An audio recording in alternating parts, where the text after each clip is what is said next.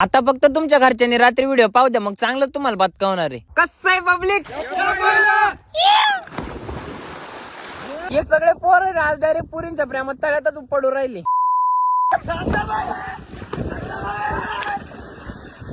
आम्ही सगळे पोरं पोहून घरी आलो आणि डॉली मम्मीकडे आली म्हणत होती मी आंघोळ करून आले, आता माझे केस विचारून दे. मम्मीने लगेच डॉली कोण कंगवा घातला आणि मस्त केस विचारून मेकअप करून दिला. डॉली म्हणे लागली ना लय भाव खात होता, आता पाय मम्मीनं माय पण केस विचारून दिले. म्हणलं बरं आहे, तू हवा आहे. मग काय सगळं आवरल्यानंतर गडंगनेर होतं, तिकडे गेलो जेवण करायला. जेवण वगैरे एकदम पोटभर केलं आणि घरी आल्यावर म्हणलं आता एकदा डान्सची प्रॅक्टिस करून घ्यावं लागन, कारण आता लग्न पण जवळ आलं तर वरातीत आपणच नाचायला.